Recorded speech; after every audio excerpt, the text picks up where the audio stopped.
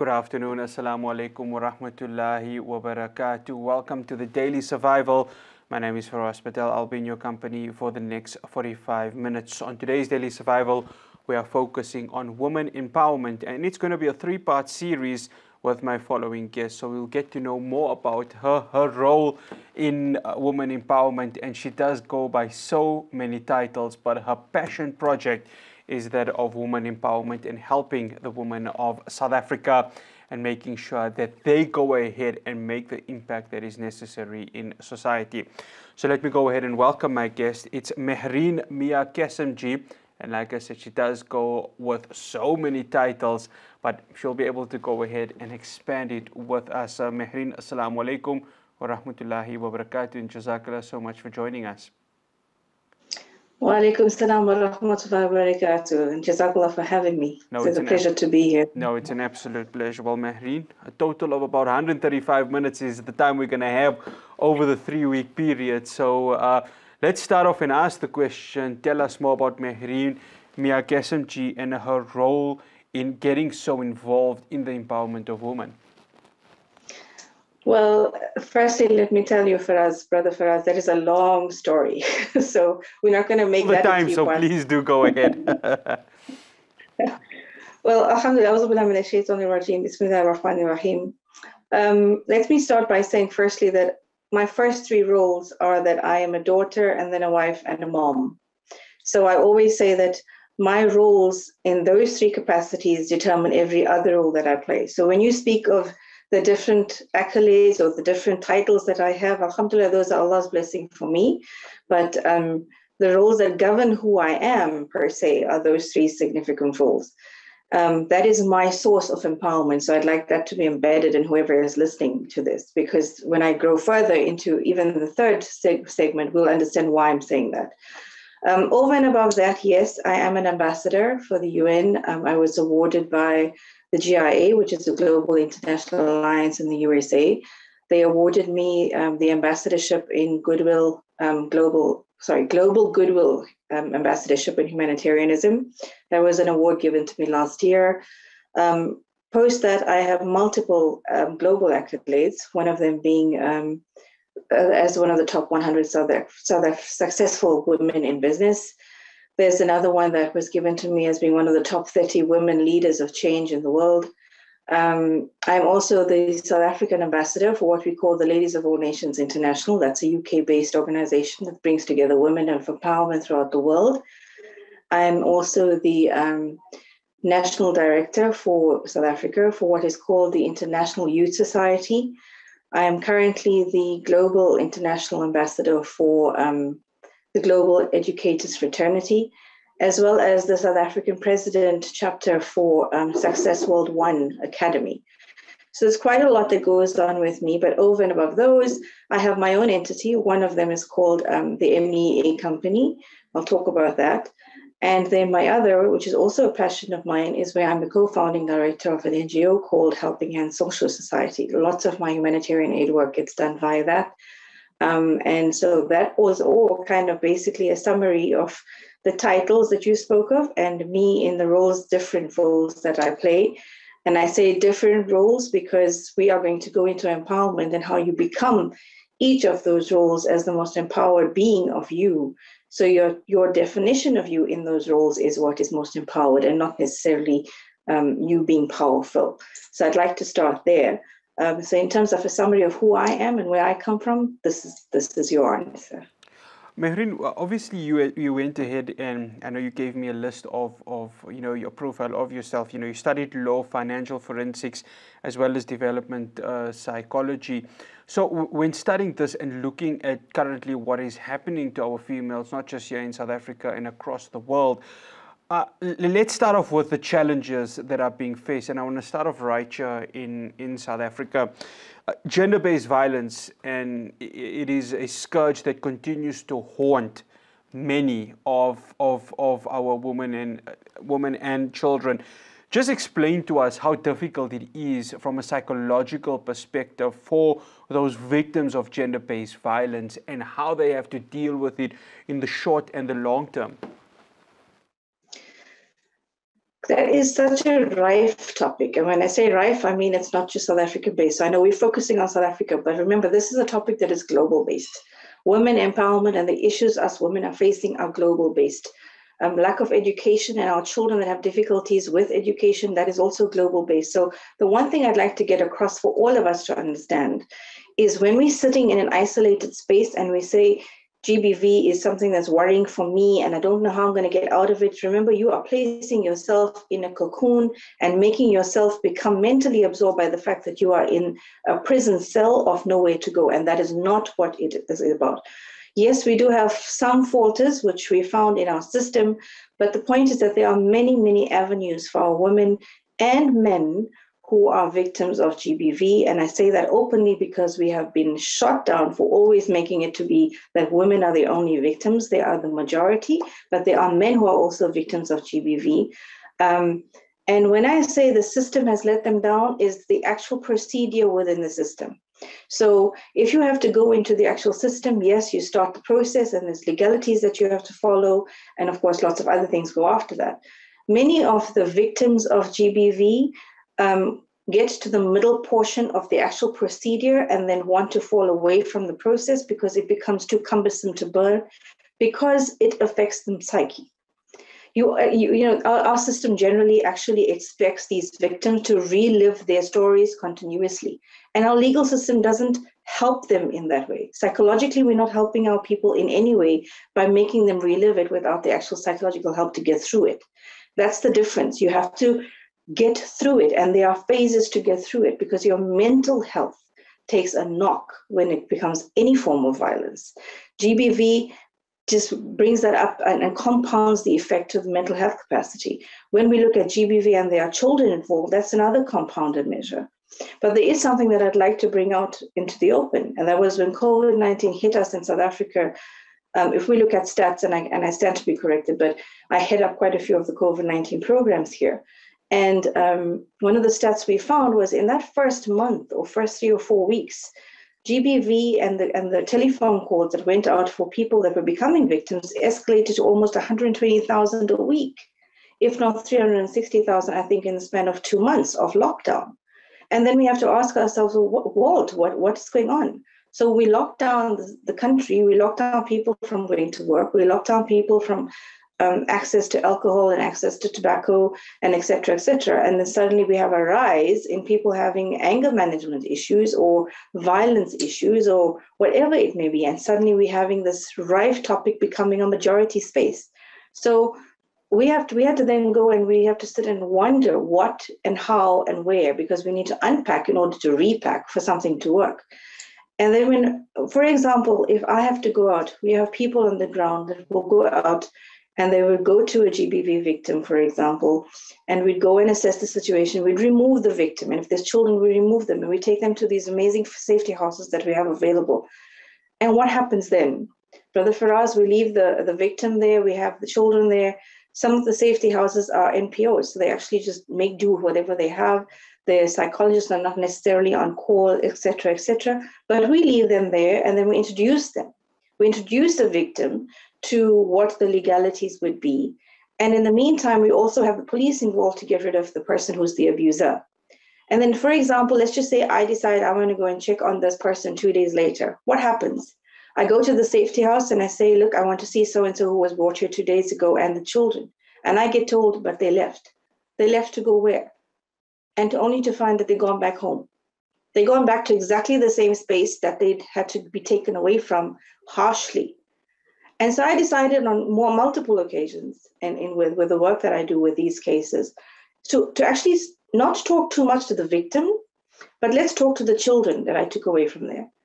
And every one of them had the same answer, and that's what made me start to realize there's one program that we're missing in terms of dealing with GBV, and that's how to deal with the abuser. And I'm not talking legality, I'm talking about mentally, I'm talking about within the family unit. Because each of those children's answers were, but that's my dad. But he does this for me. But he puts the roof over our head. But he feeds us. So in their mind, even though this is someone, and I say he, please, again, because it's categorically just an example.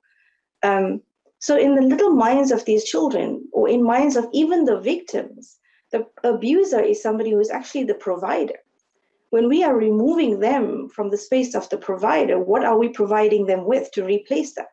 We're not. We're actually just giving you a temporary isolation. What are we doing for the actual abuser? We're putting him into a system that's going to create more anger within him. We're creating more of a mental health issue than is already existing with him. What programs do we have in place to actually help the abuser and the victim to build this unit? And there is such a program because I'm developing it. And I did work with a couple, for example, and it does work. We can actually rather build these units instead of breaking them down. We can actually build these children to realize GBV is there. It was in front of you. You don't have to incur it in your life anymore. Here's what the stop measures are. We can put programs in place to make sure GBV is dealt with legally. Yes, you take responsibility for your actions. Yes, you learn the difference between responsibility and accountability. You know your role, you know what you have to do, but we also give them the sustainable approach in how to actually sustain the unit. So it doesn't have to necessarily break, it rather builds. So GBV is a rife topic, and as I promise you, if we have to go into it, it'll take up the entire show today. Yeah, but these are some of the fun things that I have. Yeah, and we are going to be touching on gender-based violence. We're just beginning, of course, the conversation with Mehreen Miak, SMG, and this is a three-part series with her, and there's so much to speak about. Well, coming up after the break, we're going to be talking about some of the projects that she is involved in. Do stay tuned.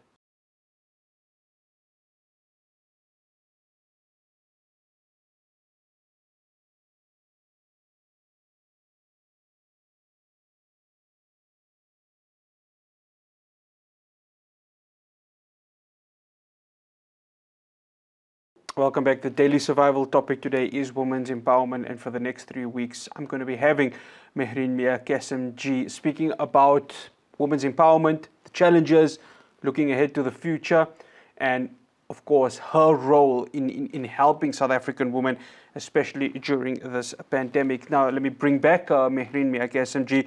Mehreen, talk to us about the MEA company and, of course, this that you founded and, of course, are now sitting as the CEO.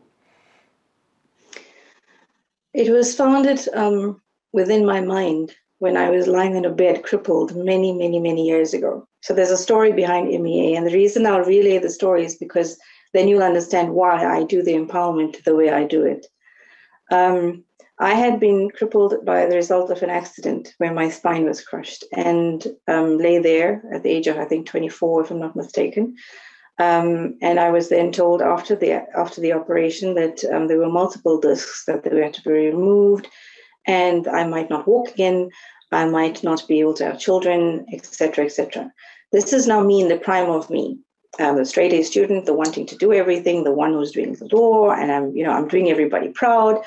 And here I am now suddenly lying on this bed, and everything's just chaotic about me. And the only thing going for me is nothing that's functioning other than my mind and obviously my visuals. Anything above my neck is working, my hands are working, but nothing else is working. And I lie there and I sit and I lie there and I think, sorry, what happens to me now? Where to from now? And you can't tell me I'm not going to walk again. There's something wrong with this whole picture, etc., etc. So fast forward, I think it was about 7 weeks into them deciding that I'm not going to be able to make it. I'm not going to walk. And I was slowly going into a kind of a depression. Obviously, you lie there. The only thing that you have is this thought, and you have the multiple thoughts, and you start talking to yourself in your mind. And, there's one thing I talk about openly is the fact that there was a stage with me where I was this rebel. I would want to do what I want to do, and I just wouldn't care who said what, that kind of an approach. And we do have that. We do have that. We just don't know the boundaries of it. But I was at the point where my rebellious streak was there. It's just all about me. Okay, I'm just going to do what I need to do. So part of me was lying there and thinking, well, in the part of me being this rebel, what did I do that was so wrong? Like I know I hurt a couple of people, maybe, I was probably wrong to my mom, to my dad, to someone.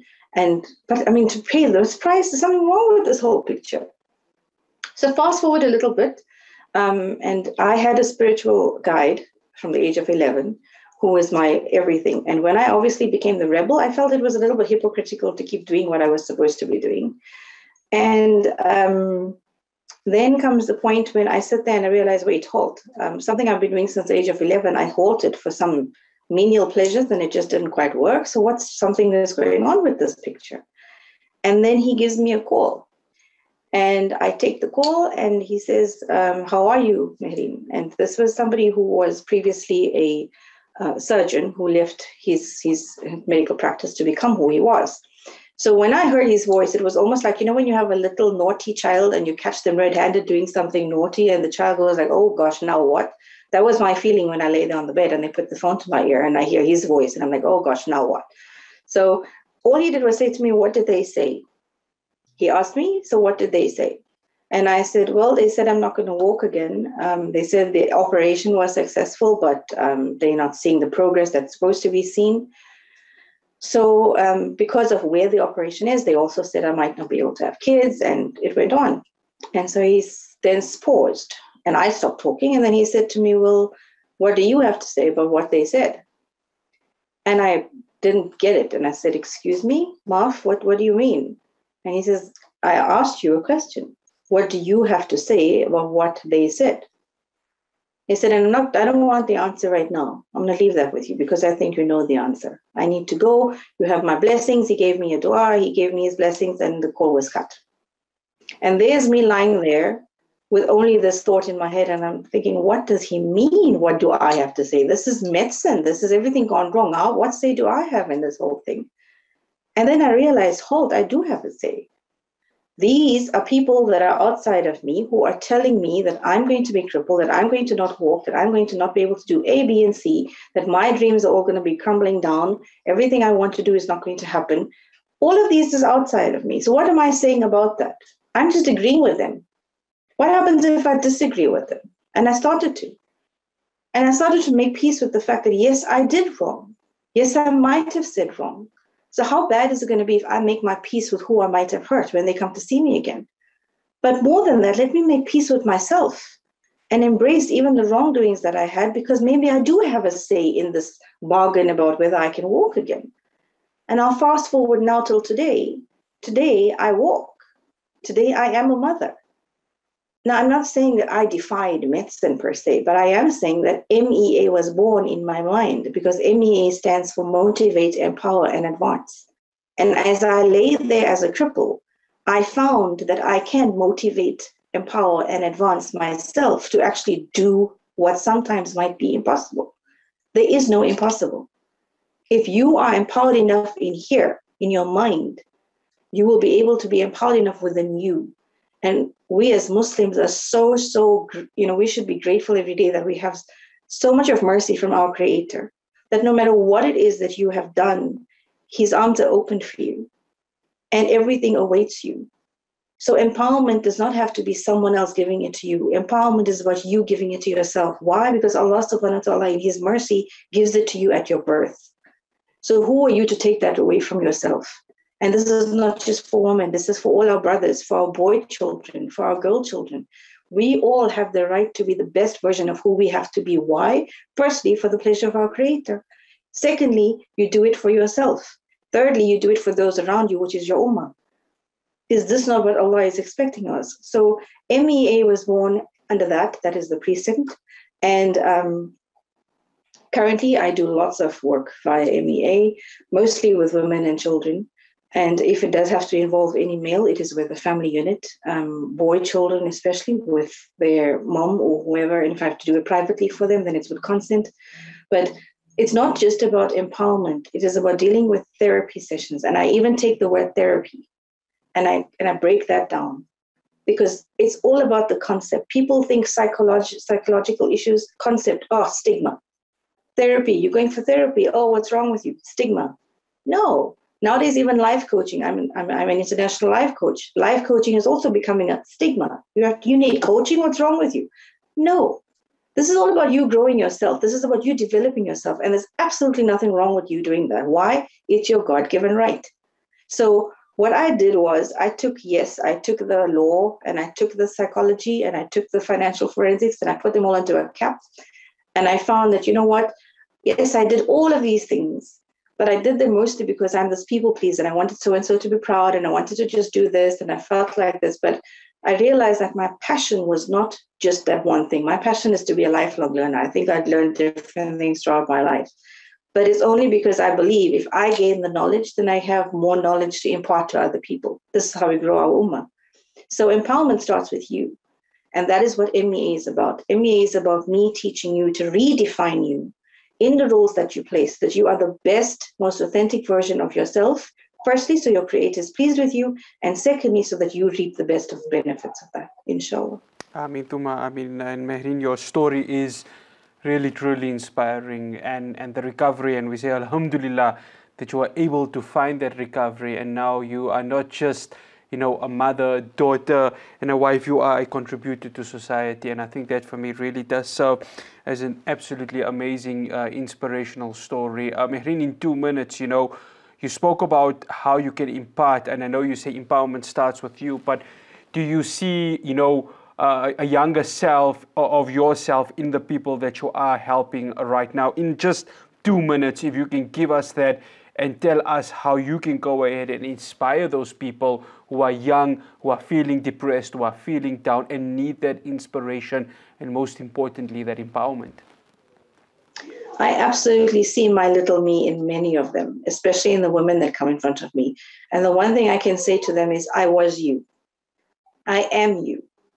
And so you can see yourself now as becoming me. And that is what I use as a definition. Because, Brother Faraz, if there's one thing we know, when human nature is that we love this art of gossip. Many people love it. They love to talk about this and talk about that, what another person did. So for me, I really believe that my trials, my tribulations, whatever I had to go through, even the bad that I had gone through, are lessons that I have to take to be able to build on other people. So as much as I have the knowledge base from textbooks and degrees, alhamdulillah for that. My imparting of my knowledge, my theories that I teach are not based on those books. They're based on my life. They're based on my experiences. My experiences are what I teach because my experiences are what I've learned from. Those are the positives. So when you see me, you're seeing that what my theory is correct, it's worked, it's me as evidence. So when I look at somebody who's needing it, who's depressed, who's going into this rigma, like, I don't know how anymore, I can't anymore, I'm here to tell you that I was there in every way possible. From physical to mental to emotional to everything, that was me. If I can bring myself up with an MEA, then you can too. That's what this episode, inshallah, will also do to people. We'll bring you to a point where you will find that you inside you that is the most empowered version of you. That's going to be able to take you to a whole new level, inshallah. And as I said, we're just kicking off, this first of a 3-part series with Mehreen Mia. KSMG, do join us after the break as we continue this conversation.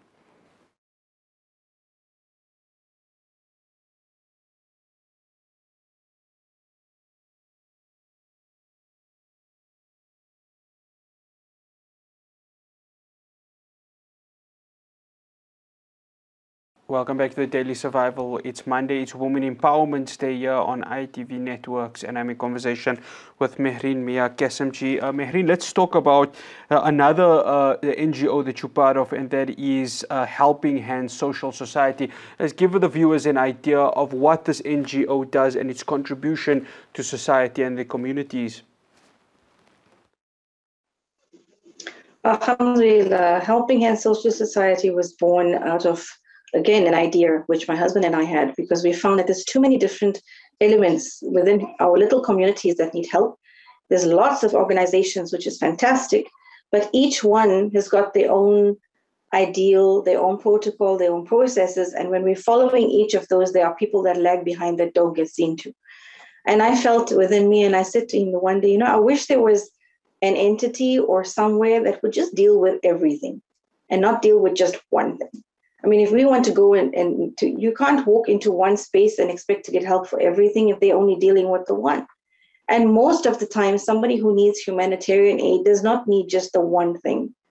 And I know this because I do this on a regular basis. I've done this, and alhamdulillah, with the help of fantastic sponsors that I've had here in KZN, and majority of the people, as well as my own resources, of course, that were put into it. I'll give you a rough figure, and it's an estimate. Alhamdulillah, in the past, I think 8 months average, I have managed to feed at least 5,000 people. And that is not via money.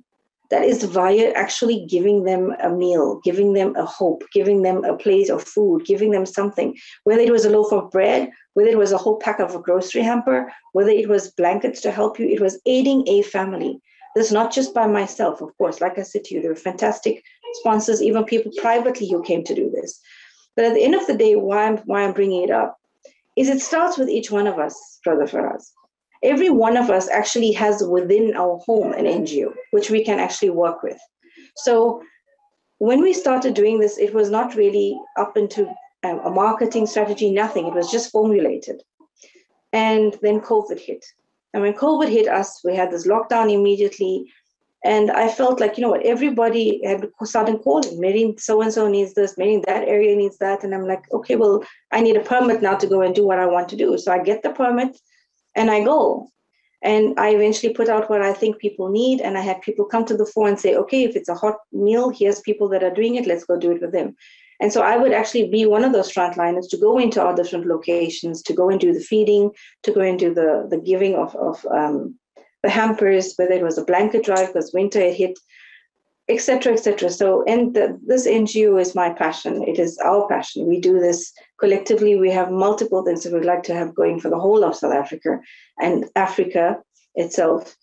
And, I'd give you a quick example, and I have given this before in another interview, is of an experience I had where I went to go and do a feeding in a location. And there was a little girl who didn't have a mask on. And I said to her, you need to put your mask on. And she said, I don't have one. So I let the volunteers who work with me, and they're commendable really because they do so much, them carry on. And I went and I got her this mask and I give it to her and she just holds it. And I say, you need to put it on. And she says, I don't know how. And then I look up because obviously when I talk to kids, I like to go into their level to talk to them. So when I look above her and I see this crowd of people waiting for the food that we're giving, I realize that we have given them strict instructions about social distancing. They do not have a clue what that meant. We said to them, you have to wear a mask. They're all holding the mask. And I realized, oh my word, wait, I'm here to do feeding. I can't just do that. Let them do the feeding. And what turned out for me, what was supposed to be a diary feeding scheme, ended up being an awareness campaign. But while talking to them, I realized there's a little boy who's at the back who's really, really upset. Caught my attention. So I finished talking to everybody. We translated everything for everyone. We gave out a whole lot of different masks and we taught people what we meant. And I walked to the boy, and obviously it's very difficult to actually approach somebody who's solemn when you can't go near them. So obviously keeping a distance, I say to him, and I have somebody who translates to him, what's wrong? Why are you so upset? Do you need more food? I can give you more food to take home. Bring me a container. Why are you like this? And he said, no, he was actually walking past this road to go up to a park to do something. He said, it's stupid to myself. And I saw your van come in with your people, and I just stopped to see what you were doing. And I was the first one who got the food. And I sat here crying because that was not what my intention of leaving my house was. His intent to leave his house was to go to kill himself. And us going to give them food was a lifeline given to this little boy. He was 12. And when I delved a little bit more as to why, it was all about the fact that his father lost his job because of lockdown.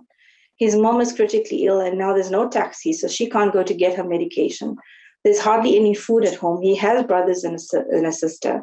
And what his father had said the night before hurt him in a way, and it's not his father's fault, but his father's words were, there's just too many of us, and I just don't know what to do anymore. And he felt like maybe if he was not existing, it would make things easier for his dad.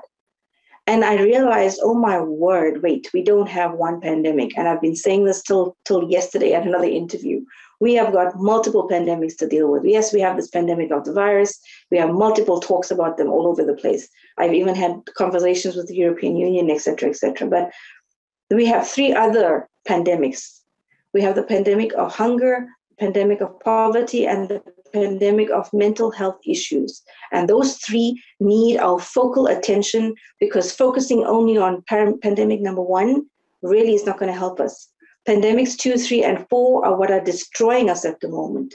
They are destroying us. And we have got to be able to put some programs in place to mend those and collectively see how pandemics 1 to 4 can be dealt with collectively, because that's what everyone in society is looking for.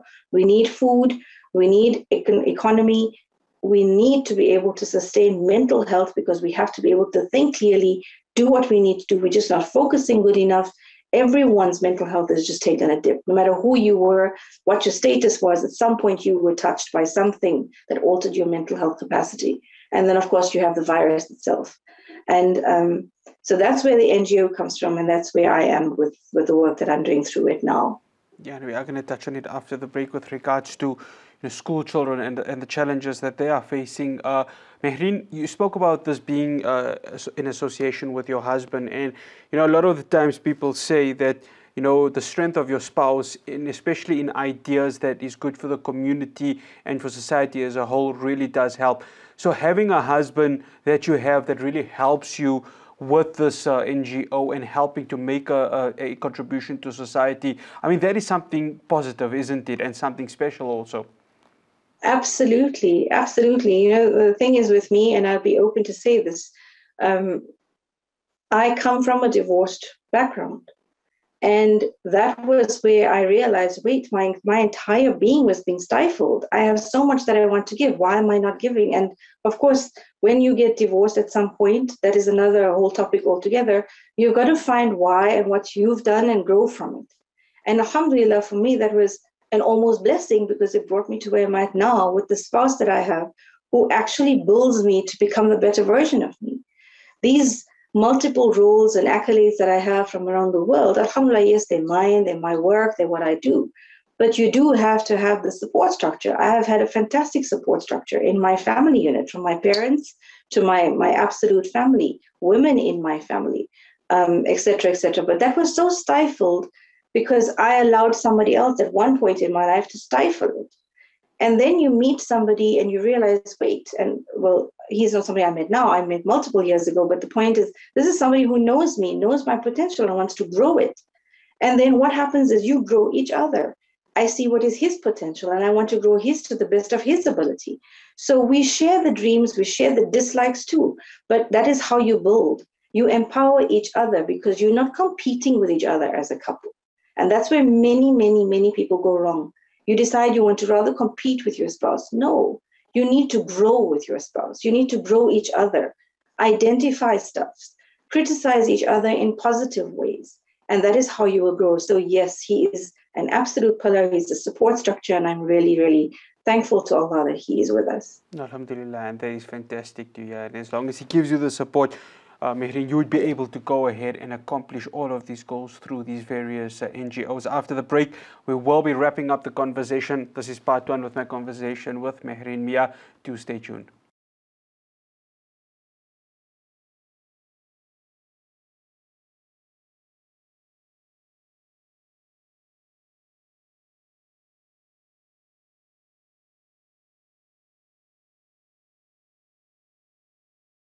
Welcome back to the Daily Survival. This is the final section of the first episode with Mehreen Mia KSMG, first of three that we are going to be doing with regards to women's empowerment. Mehreen, let's go straight to it. You work on a number of school advisory groups, and we've seen the challenges that school children are having. You mentioned early on before, the one child who didn't have a mask. She didn't know how to put on a mask. The other child that was on his way to go ahead and commit suicide, and the food that you guys were delivering was the stumbling block for him to actually going ahead and killing himself. And there are many schools, especially in the underprivileged areas, who are suffering because of the lockdown, social distancing, but most importantly, the fact that they don't have food and security at homes. From the advisory groups that you have been in, can you just shed light on the challenges that a number of schools are having? And I'm not talking about the private schools where social distancing and that can actually happen, or some of your Model C schools, but the schools that are really going through the most, especially during this pandemic. Absolutely. The one thing I can tell you is I relayed an example when I had the conference call with the European Union and the UAE Disaster Management Forum last year sometime. And we were giving feedback, and I was asked to give feedback on South Africa and what we were doing, et cetera, et cetera. And I'm somebody who, if you ever get to know me, you will know I say things as they are. And if you're not aware of something, and you're not truthful about it, you're not going to be able to change what needs to be changed. So sugarcoating things doesn't really work. And one of the things I said to them, and I'll say it here again, is you go on TV as a leader and you say to somebody, you have got to have a mask on from tomorrow.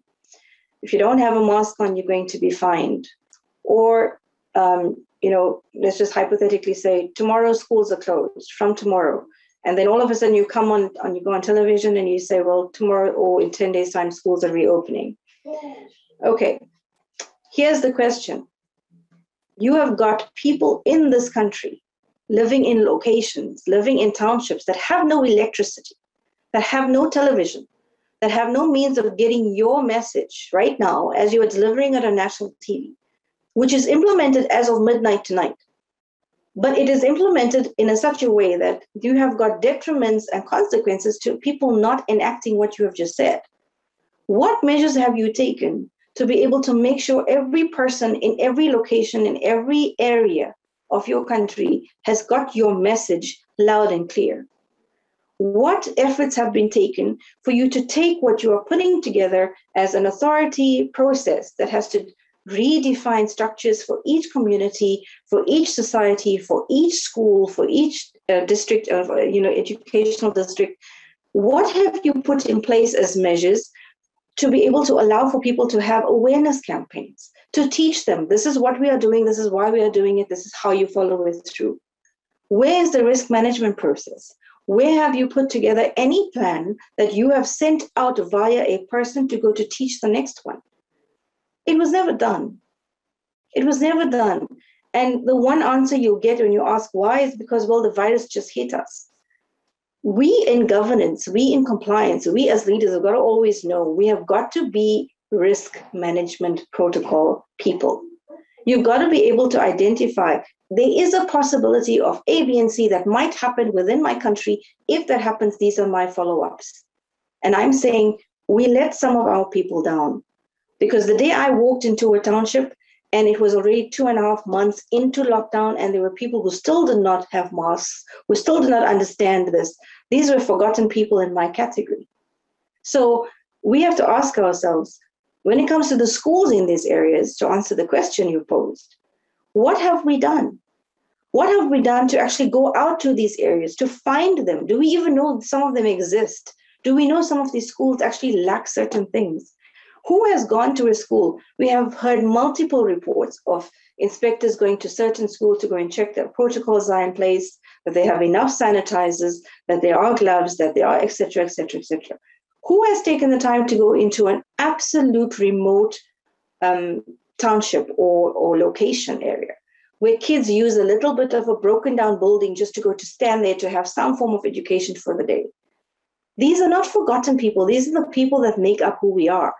And they need to be given the same rights, the same time, the same effort as everyone else has been given. Why? Because the potential rests in them to also be those future leaders. Like we want to give our other children in this country everything to make them the best of leaders. Every child deserves the same.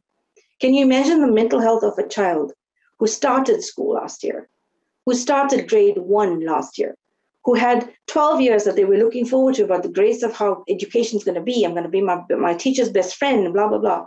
And then you go to school and come February, not going to happen. So the child stays home. Then we send to our children, no, you go back to school now. We did. We sent our children back, even though they were stressed beyond stress. They were traumatized. They didn't understand what was happening, but they went back to school. What did we do to even help our educators, leave alone the children? Our educators were put in a front line of them becoming suddenly doctors, nurses, police people, plus being the educator. It was just horrendous. We lost multiple educators. What did we put in place to actually make sure things were happening to help our children adjust to losing their educator? And I asked that because one of my children I helped was somebody who became suicidal. Why? Because his best friend passed on in grade 12 to COVID. He was dealing with that. How was he dealing with that? His go-to space was always the teacher that he had at school. And when he went to school, he was supposed to have had something to do with the teacher that day, and she didn't pitch. So the weekend had passed and the Monday came, and when he got to school on the Monday, he got told that she's positive and she passed on over the weekend. And this is somebody who's got matric that he's supposed to be writing. He has so many unknowns. Can you imagine his mind? Because he was started off the whole year knowing, I'm finishing matric this year, these are my dreams, and all of a sudden everything gets halted. Now your bestie, who you had for like nearly 12 years, is gone to something you don't even understand. And the person that's been your pillar throughout your schooling career thus far is also suddenly gone. How have we tried to help and reach out to children who've gone through something like this? How have we helped our educators deal with the fact that their fellow people are passed on? So when we have to look at schools, there's a lot that we have to ask, and people don't like us asking certain questions. But these are the questions that are rife and need to be asked, because the answers are needed for us to make changes that are needed. And those changes are what's needed to make the best for those people who are neglected at the moment. And I say neglected in inverted commas, because if we have to walk into any location now and you go in, you're probably not going to see many masks. If you are going to see them, you're going to see them not put on properly. You're not going to see sanitizer. You're going to see probably water with soap, which everyone is using from the same dish. Now, this is what is still happening. And we say, why? Another example that I gave at last year's conference, not the same one I'm talking, this is another one that I attended, was I said, we have people that came up. Yes, we have leaders, and yes, they give us their outputs based on certain scientific data they have or whatever it may be. And we're grateful, yes. But do you think about this from the ground level? You come up on national TV again, and you say to our children, it is compulsory for you to get to school. You have got to social distance. You have got to make sure you wear a mask, okay? You cannot stand next to somebody. This is a child you're talking to that's listening to you on TV. You can't be near somebody. You can't do A, B, and C. But don't forget that you have to get into a taxi to get to school, and I'm allowing for the taxi to be filled at 100% capacity. So you're telling this child you can't go next to somebody, but this child has got to sit in a 100% full taxi to get to the school. By the time the child gets to the school, how many people in the taxi has the child come into contact with? So take an average child that lives in a location that takes a taxi to get to a school. This is leaving an elder at home, who's leaving sick people at home, or is leaving whoever at home. Goes in obviously interacts now with strangers in this taxi to get to school. Gets to school, now suddenly has to follow all of these protocols, but is now engaging still in the school full of people and children. The same child has to get back out the school into another taxi, 100% filled again, to go back to the same location, to go and visit an elder. Now, who has monitored this little child the entire day to make sure that masks stayed on, that the child was sanitized, that the person she's going to see is also okay? How do we actually rationalize and say, no, it's actually logical for me to tell you, stay away from people, but go sit in a taxi full of people? Are we not endangering the people by doing that? So it's small things like this that matter for us to make the changes we need to see. It's not about talking changes. It's about changes that we need to see, because people need to be a change. People need to feel a change. And that's what we need to teach. And right now, one of the things I'm trying to get to people is we'd love for other people to keep doing for us. We'd love to say, I pay this, so they need to do this for me. But let's start to rather ask ourselves, let me just see, what can I do for myself? Why? Because if you have to look at this virus, for example, this virus is there. Brother Faraz, this virus is killed, it's there, it's all over the place. It's very real. But this virus is outside of you. So if you have to ask yourself right now, what can I do about the virus? What can you do?